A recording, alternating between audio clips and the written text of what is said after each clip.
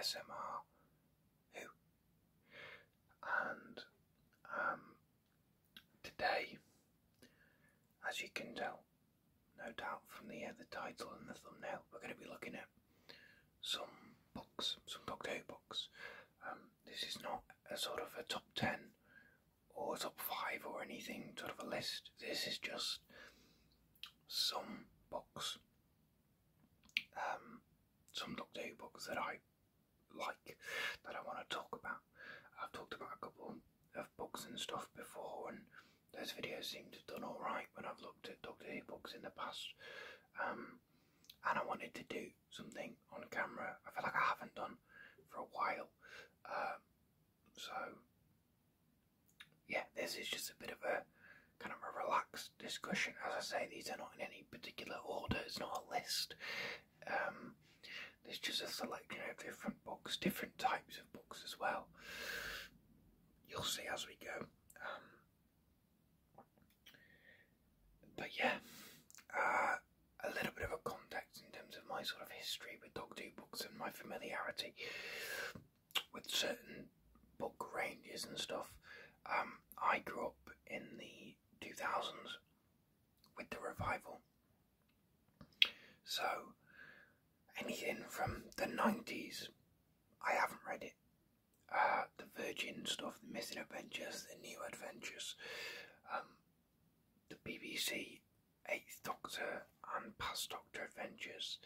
I haven't read any of those. I wouldn't mind checking some of those out. There's a curiosity there, but I've never read them. I started reading Doctor Who books with the new series Adventures. I didn't get many of them. I used to go to my library, local library,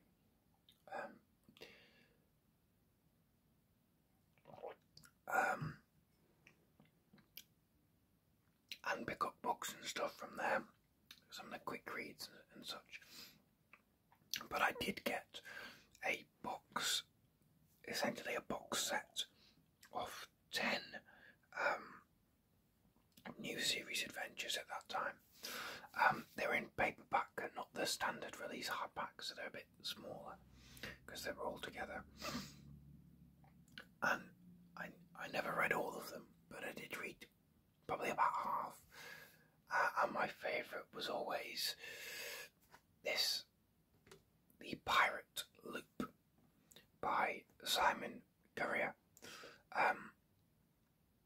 This is a fantastic, really fun little book. It's very, I think it's quite Douglas Adams-esque. I'm not massively familiar with Douglas Adams' work outside of Doctor Who, to be fair, although I do have, just to hand as it happens,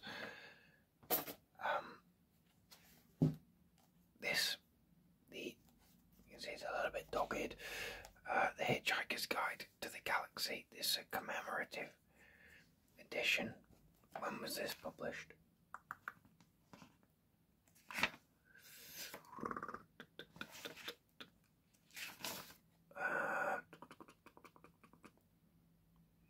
First published 1979, but then when was this published?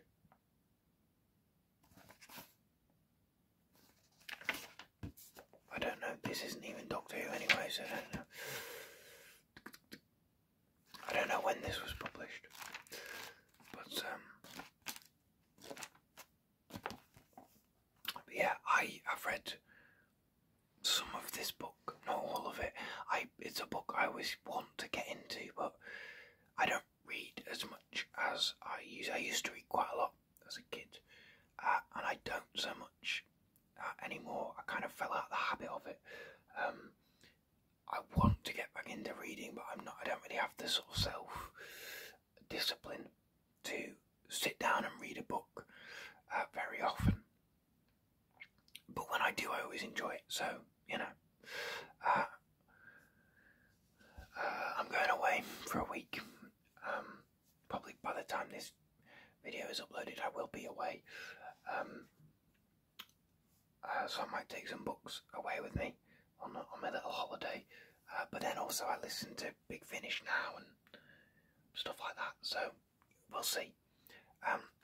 But yeah, my point is that I think the Pirate Loop, in its sort of weirdness and kookiness and sort of sense of humour, I feel is quite Douglas Adams-esque. It is about this space cruiser thing, space liner, starship, that I think historically went missing, and so there's a mystery there. And the Doctor and Martha arrive on like the lower decks where there's the crew who are an alien species with no mouth, so they can't answer back, and they go through this kind of weird substance which I believe is described as being like scrambled egg.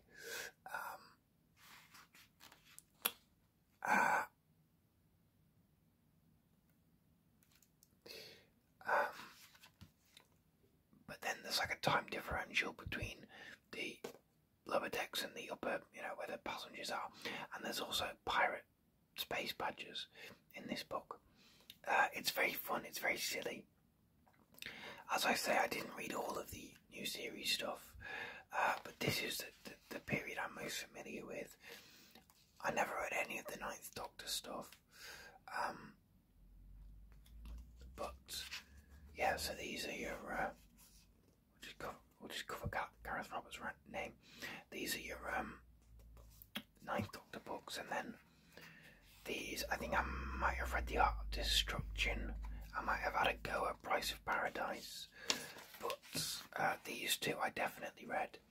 Sting of the Zygons, which I remember really I don't remember anything about it, but I know I enjoyed it, and of course as a young kid who had never seen Terror of the Zygons, in fact I've still never seen Terror of the Zygons, but I think I knew the Zygons were an old Doctor Who baddie, but I was not familiar with them at all, so this would have been my first sort of exposure to them as villains, and they were always a favourite villain of mine as a kid, and I think that's the striking design. And this book, The Last Dodo, is also a lot of fun, which is about like a space museum, museum of the last ones, so they're all like animal creatures and species in suspended animation, and it's the last of each species, because obviously the dodo is an extinct species to us now, so in this museum is the last dodo, and of course there's lots in that book about the Doctor being the last of the Time Lords, of course, but I remember that being good fun. I don't know if I tried either of these two. I definitely read Sick Building, which is very old. Paul Mars is a weird guy. He's on YouTube. If you don't know, he's got a YouTube channel. It's just his name, Paul Mars, and he makes very quaint videos, and I mean that in a very positive way. He makes very quiet, conversational videos, but it's interesting to hear him talk about his love of reading, his love of books, and the things that influence him, and these sorts of things. But this is a very weird book where it's about a sentient house, and the Doctor makes friends with a vending machine, I think, and he beats the baddie by doing a big burp. From my memory, that might not be true.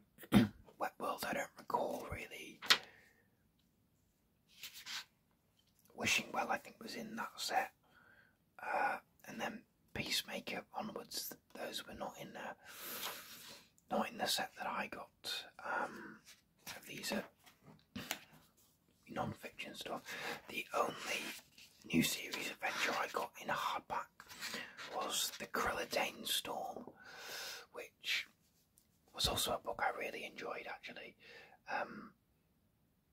which is set sort of in the 2009 specials, and it's the Doctor in like a medieval village, and the Krillidanes are in it, and obviously I remember really enjoying that. But yeah, this is sort of the period where I was reading Doctor Who books the most, and even then it wasn't loads. I would like to get back into reading Doctor Who books, but this is sort of my favourite from the ones I read as a kid. Oh, but I never read any of the ones with, 11th, 12th or 13th Doctors. We'll talk about some Target books now. I haven't got loads of Target books, but one of my favourites, and this has shown up on the channel before, I suppose, is the original Doctor Who and the Daleks. This is a 2011, I believe, reprint. And I got a set of, I may have mentioned this before in another video, I don't recall, but I got a set of 6 classic Target books. 2 Arnolds, 2 Troutons, 2 Pertwees, and I think of the 6 I've only ever read this one, all the way through. I think I'd started, I definitely had a go at the Crusade, because it was around the time the Season 2 collection set came out, and I remember thinking, well, who needs a animated reconstruction of the Crusade when I've got the book? I had a go, but I never finished it, and I also started but didn't finish Doctor Who and the Cave Monsters, which is the Silurians novelisation.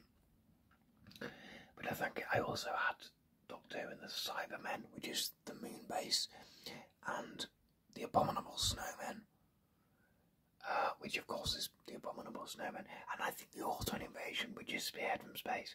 But I haven't read those others, but this I read a couple of times. I read it again fairly recently, again around about the time of the Season 2 collection set. I got in a real Hartnell mood, like for about a month or two I was really engaged with that era of the show, and so I read this book again, and yeah, I love it. I think David Whittaker's fantastic. His Dalek stuff especially is great. Of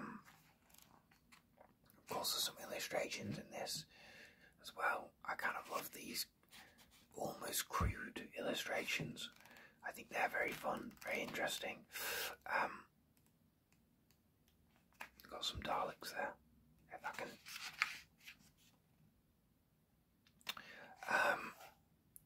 We'll just not look at that because there's allegations about him there, isn't there? Although it's a lovely introduction, but unfortunately he may not be a great bloke. But of the 4 different versions of this story that I am familiar with, that I have encountered, I don't know that there's many others, but that I'm talking about the original TV version, this novelisation, the film adaptation, and the recent Daleks in colour re-edit, I suppose. This is one of my favourite. I like the movie. I enjoyed the TV story, but it's been years since I watched it, and it was one of the first classic Who stories I watched, and so, that 7-part pacing is not the most inviting for a new viewer, but I enjoyed the re-edit that we got recently. But yeah, this is a classic. I think if you were going to read any of the old Target books and you weren't familiar with any of them, I would go for this one personally. But the Target books I'm slightly more familiar with are the new series ones, which I started with getting most of all of them, and have sort of fell off more recently. But one of my favourites is The Day of the Doctor. Probably is my favourite. I do also like the Rose novelisation, but that one's a bit more sort of standard, I suppose. It's a bit more kind of, there's lots added and lots embellished, and that's a lot of fun. But it's the story on TV, essentially. This is not the story on TV. It is, obviously, it's still The Day of the Doctor, but it's so different. It's really big and thick. Seems like there's a bit of a crease there. It's thick for a Target book. If I get the Daleks back here, you can see it's, like a fair bit thicker. If I can line them up. If I I can line them up. Yeah, so it's a big, beefy target book.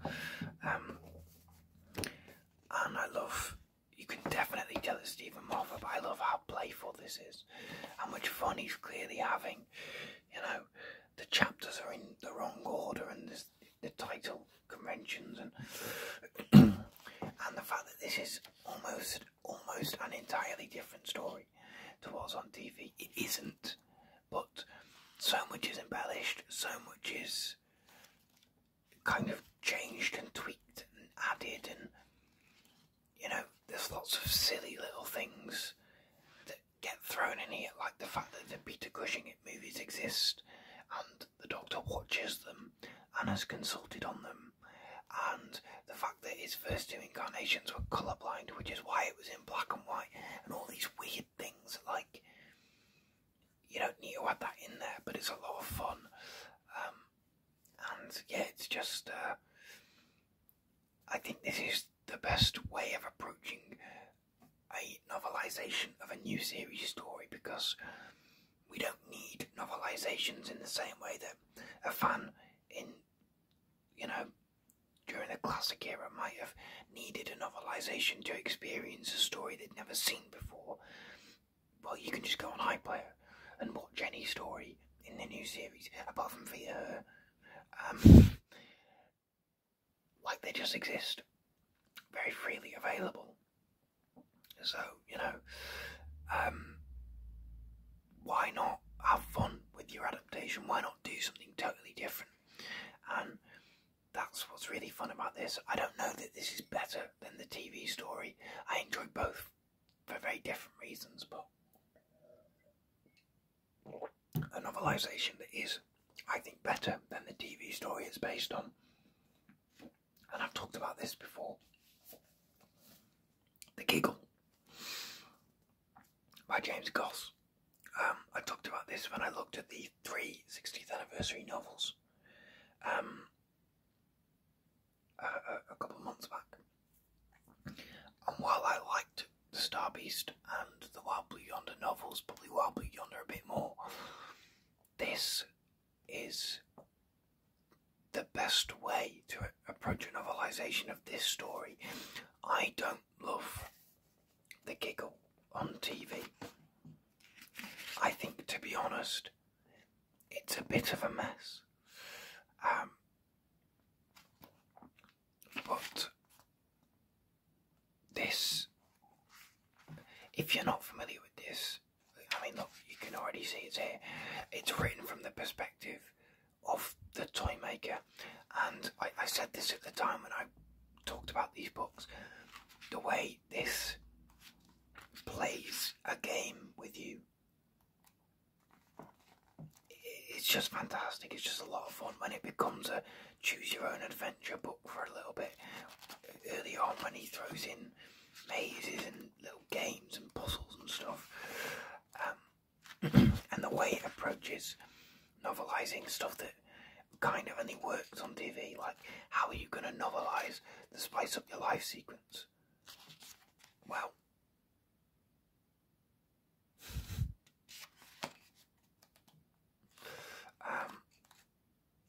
like that.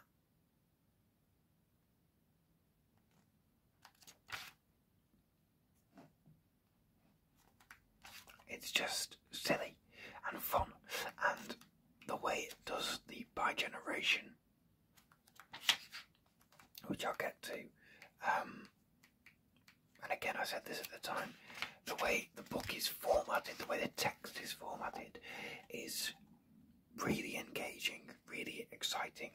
I was having a lot of fun reading the book, like the act of turning the page and seeing what it was going to do next. I don't get that with a lot of books. As I say, I don't read loads, but this was just so much fun to experience. And I said at the time, and I stand by it, you know, all this is really fun, but the way that this portrays the way they defeat him, the two Doctors defeat the Toy Maker, I think it's portrayed better in this book than it is on TV, and I think that's kind of stunning. And I don't know if that's a positive for the book or a negative for the TV, or probably a bit of both, but for me, this is my preferred way of experiencing this story. It's better for the toy maker as a character, it's better for the toy maker as a concept, because, you know, the game, the book is a game, and it plays games and it plays tricks, and the toy maker's having fun with you, the reader. Yeah, I've spoken about this book before. I'll speak about it again. I think it's genuinely really great. It's one of my favourite things to come out of this new era. And that kind of sounds a little hyperbolic and a bit like, oh, alright mate, but I think it is. I think, you know, the story itself is I can take it or leave it, but this book is I think, a better version of the story than on TV. And the stuff that I don't like about the TV story as much doesn't bother me as much with the book. It's just, I think it's the best way to experience this story. And if you haven't read it, especially if you're a bit lukewarm on the TV story like I am, check this out, because it's so much fun to go through. Yeah, but I wanted to mention it in this video because I thought, you know, it's a newer thing, and if something is new and you like it, I think that's important, especially for me at the moment where I've not been as positive with the newer stuff. I want to highlight the newer stuff that I do like, because it's not all bad, and this is a fantastic book. We're going to delve into some non-fiction now. This is basically all non-fiction from here on in, which is not, I hadn't really planned it like that, but here we go. So we'll start with a big behemoth of a book, which is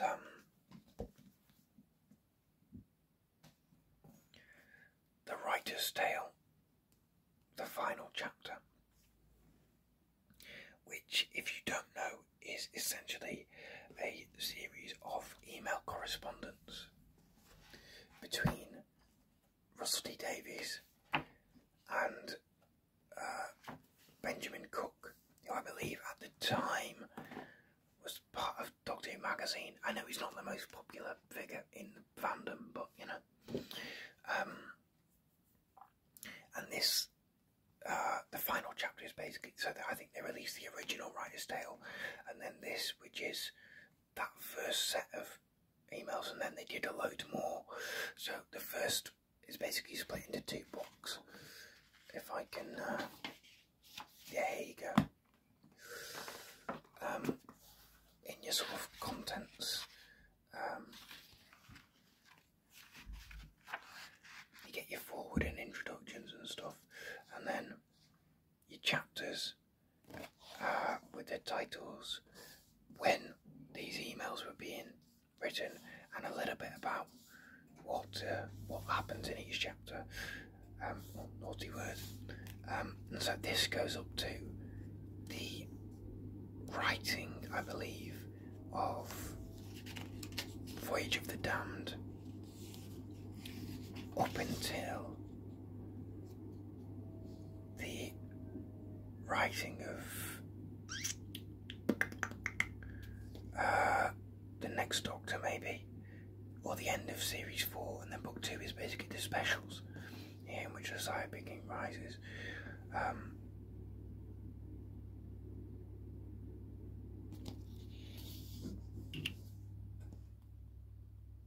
Yeah, and it's interesting reading something that's from that era with Russell T Davies, that era, and seeing stuff like Matt Smith is in here.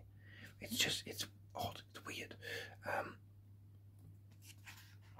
But this is a fantastic, if you're interested in the process of writing, this is a wonderful book. Now, I got this a few years ago, actually, not when it came out, but I think about 3 or 4 years ago. I'm fairly sure it was before it got announced that Russell was coming back, so that was quite exciting for me, that I read this, seen his process, And then he came back to the show. I think the Russell we have now, from reading this, is very similar in a lot of ways and very different.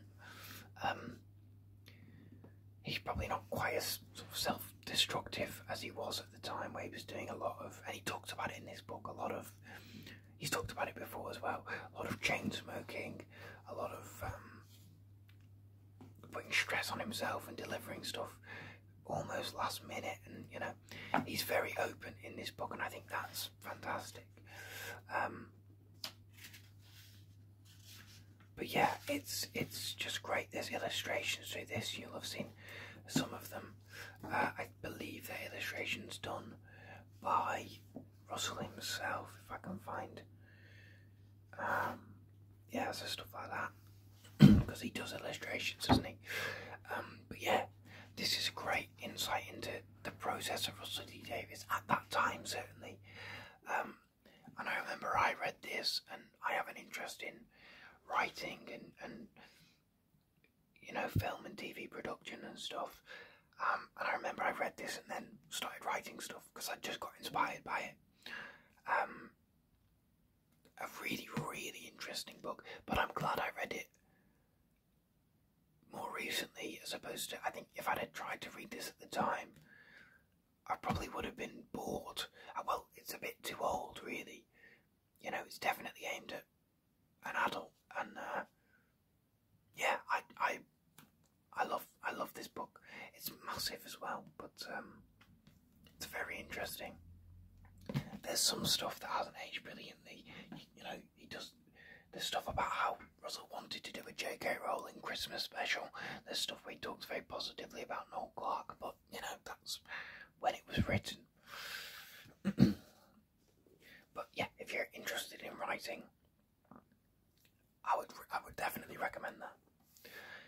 It's a more obscure book that most people might have heard, an unofficial book. All the rest of these are sort of official BBC releases, but this is 12th Night, which is not a BBC Books release. This is, as you can see, edited by Andrew O'Day. This is a collection of, what does it say on the back? Oh, that's quite a lot. Let's read it. Peter Capaldi's Doctor Who, unpredictable, embattled, mercurial, has raised many fresh issues for followers of the Time Lord. In this book, international experts on the show have been brought together to explore the era of Peter Capaldi and Stephen Moffat. They evaluate the effect of Capaldi's older age on the series' pace and themes, his Scottishness and representations of Scotland in Doctor Who's history, and the roles of the Doctor's female companions. The politics of war are addressed, as is the development of unit in the show, as well as controversial portrayals of the afterlife and of immortality. There's consideration of promotional discourses, the imagining of the 12th Doctor in fan fiction and fan art, fan responses to the regendering of the Master as female, and a Christmas television and the uncanny. For fans, scholars and viewers, this book is a fitting tribute to an assessment of Peter Capaldi's Doctor Who. So it's essentially like essays almost. From different people, different contributors. So it's, you can see copyright 2019. I don't know when I got this. I don't know where I got it from. But yeah, this was probably, I got this certainly at a time when the 12th Doctor was my favourite. I'm not sure if he is still. I'm not as bothered by those things these days so much in terms of who's your favourite Doctor and stuff. I just like whichever the one I'm watching, basically. But it's really interesting to read about these things from an academic point and really think about all of these things.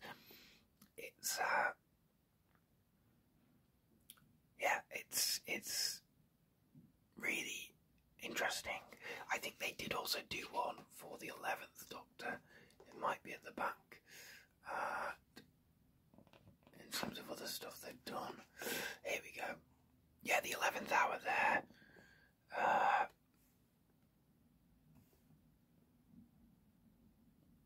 So you see all of these, and I just think this is, if you're a fan of the 12th Doctor era especially, I think to look at it from this sort of lens that is a bit more academic and a bit more,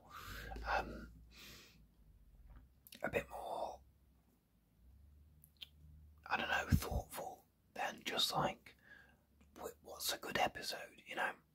It makes you re-evaluate the period of the show where I like the 12th Doctor. I don't love his time on the show. Of course, there's stories I really do like, but overall it's good, but I don't love it. But this really makes you think about it, and I think that's a lot of fun. And I wanted to highlight it because even though it's a book most people won't have heard of, it's really great, and it's one of the Doctor Who books I have had the most fun with personally. We're going to do a big heavy one now, a bit of a coffee table book, and that is The Vault.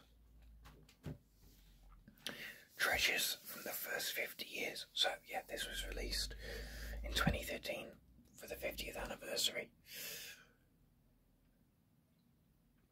And essentially what it is,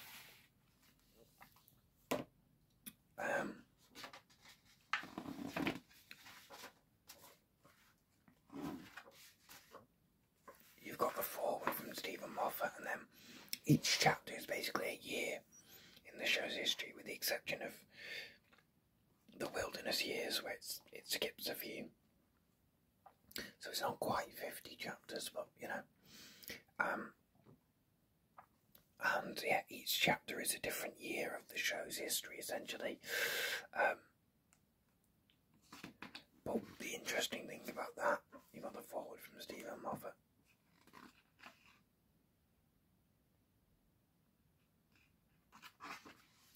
And then the author's notes and acknowledgements. And where is it? Where they sort of, he says,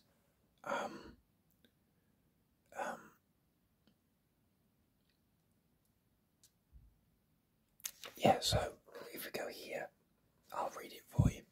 Each chapter represents a year in the show's history, or longer for the periods when it was off the air. The chapter introductions set the scene, and the pictures, together with their captains, tell the linear story of Doctor Who. The essays themselves, however, weave in and out of its major innovations and themes. The inspiration for each one is a key event in the relevant year. For example, the story of the Daleks is told in 1965, when their popularity reached its peak, and the analysis of time travel can be found in 2007, the year the narrative jumping Blink was broadcast. So yeah, there's also just stuff in here. So each chapter you starts with this, you get a picture of a notable character from that year, and then a sort of summary of the stories of that year and stuff that they're basically over here.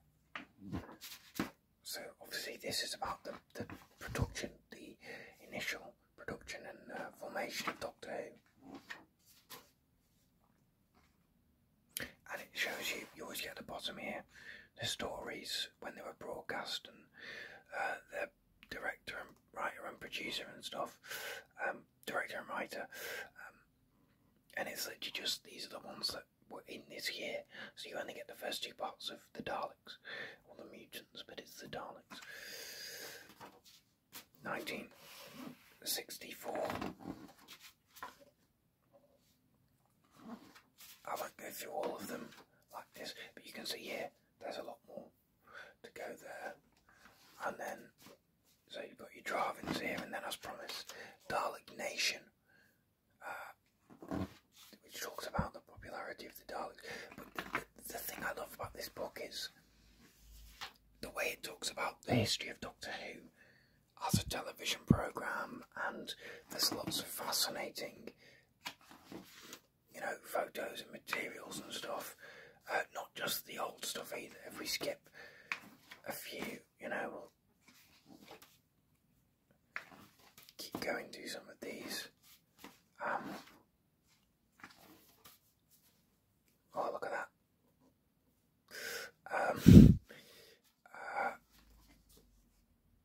I'll keep going. What's in 1977? was on the Doctor Who magazine cover, wasn't it? So I presume this is about the appreciation index, maybe.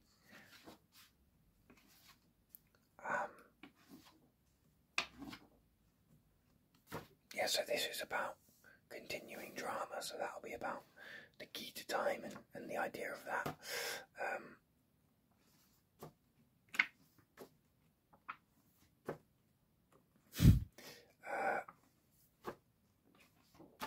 I'm just going to skip a little bit of dimensions in time.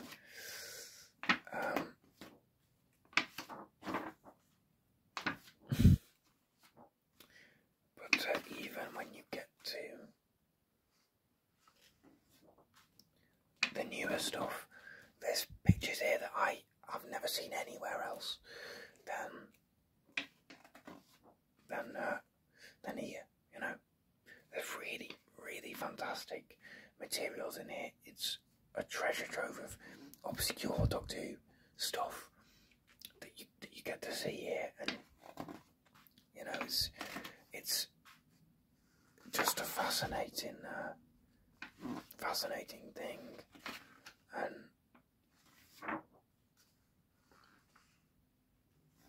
yeah, so there we go, time travel and weeping angels.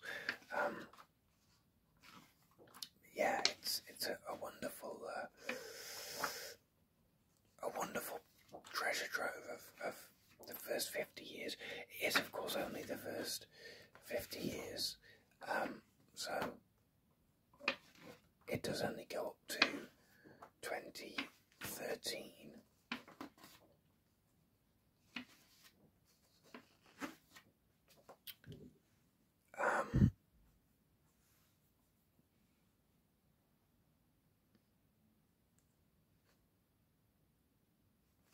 So I don't know when exactly this was released. I think it is 2013, because it talks about the Day of the Doctor, but clearly nothing has happened in it yet.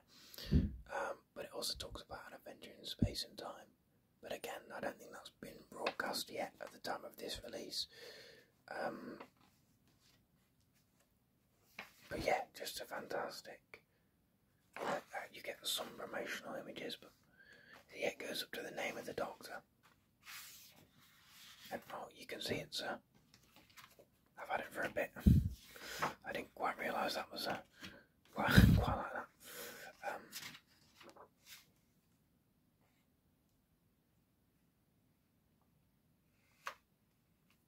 Yeah, so although it's 10 going on 11 years old now, it's still a fantastic. I don't know if you'd be able to pick it up anywhere for a reasonable price, but yeah, I love it. It's a similar size to the Impossible Worlds concept art book we looked at a while ago, but yeah, I really enjoy it. And I have one more book I want to show you. This has gone on for a little longer. We're going back, sort of going full circle, because we're going back to books from my childhood now. And this is the Time Traveller's Almanac. You can see this is also a little bit dog-eared as well.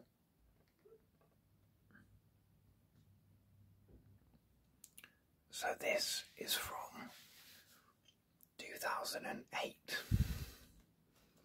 And so it goes up to Journey's End, I believe. And what it is essentially a history of the Doctor Who universe.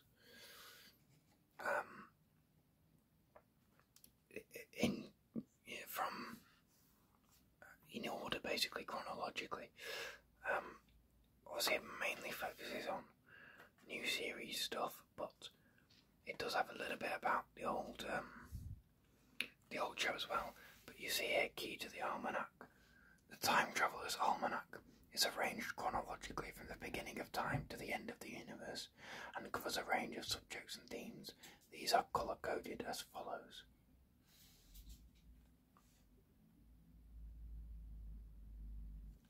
So you see all the different stuff. so the dawn of time, and yeah, you see, it's, as I say, it's mostly stuff from the new series that it's focusing on. A Brave New World here, but even little stuff like the Fall of Troy, and that was based off a quote. I saw the Fall of Troy, and it references, of course, the events of the Mythmakers. The Great Fire of Rome references the Romans, and so even though it's not showing pictures from their stuff, it's still talking about them. They still happen to the Doctor, but it is, of course, this is mostly focused on new fans like myself at the time, and so you've got stuff about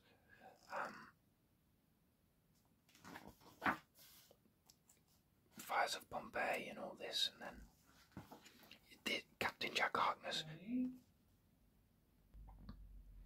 Captain Jack Harkness shows up these reported sightings throughout the book, and so this is, I think, before Bad Wolf. Yeah. But he just randomly shows up, maybe. Then you've got Shakespearean times and all this, and well, again, we'll skip a little bit. You got the Unquiet Dead, and you get little, Sarah Jane Smith. So you get a picture of Sarah Jane Smith. So you do get some stuff that's the old show, and you do also get, if we get to it, because whereabouts is it? Again, that's Captain Jack.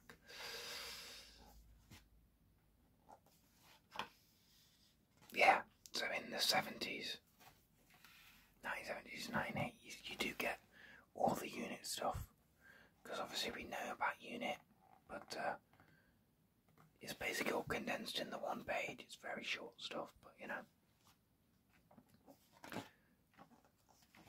and then, yeah, 21st century, everything changes, so you get 2005, and then into 2006, and so everything in the present day in the Russell era is then 1 year after it's actually set. And of course there's loads of stuff here.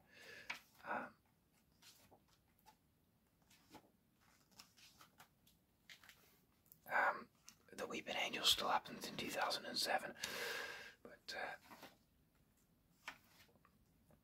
yeah, everything here, 2009, you get this stuff where does it start? Where does it start? I'm trying to find where it starts.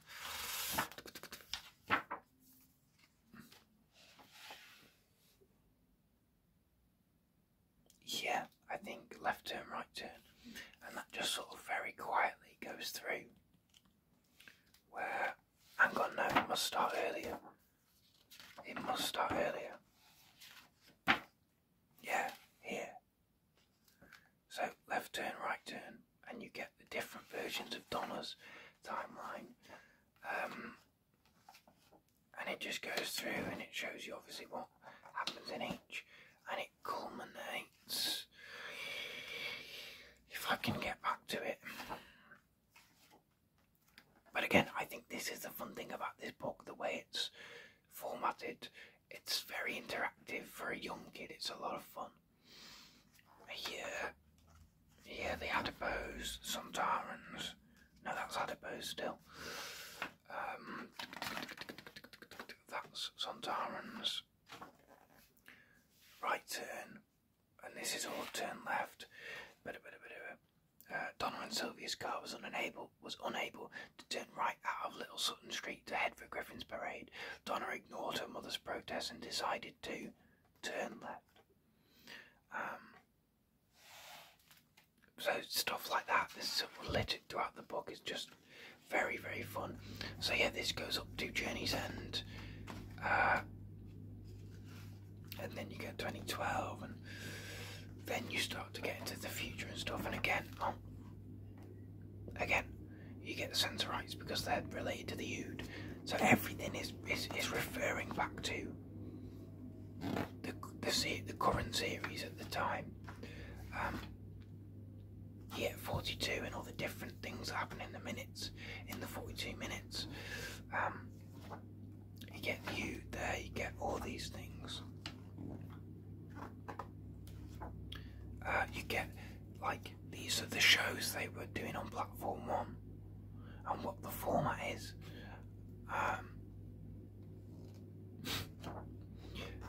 And then we get to the end of the universe, you get stuff, just lots of little fun, silly stuff like Walter and Cassandra's iPod.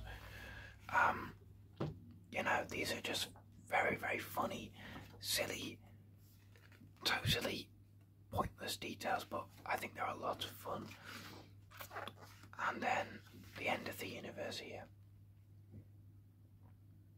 with the Toclophane, and that's it. But I loved this book as a kid. It got a lot of use, and although it is very much of the time that it was made, I still kind of adore it because it doesn't treat any episode as more important than any others. It doesn't, you know, every episode happened and every episode is you know, notable and worth dedicating. And just the different formats and the way they do things was really, really fun as a kid. So yeah, those are just some of the books I wanted to talk about. I'll bring a couple back out here. I won't get the vault again because that is a bit of a behemoth. But yeah, those you can see I've definitely got an ear, haven't I? But yeah,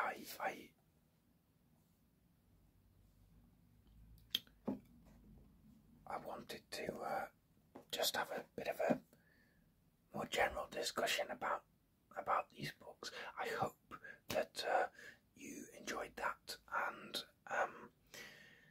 yeah, thank you for watching, thank you for your time. What are your favourite Doctor Who books? Whether they be fiction, non-fiction, official, you know, unofficial, like this one here. Whether they're new, old, let me know. I'm genuinely interested. But other than that, thank you very much for watching. Thank you for listening. Thank you for your time. And I will see you in the next video, whatever that may be. Thank you and goodbye.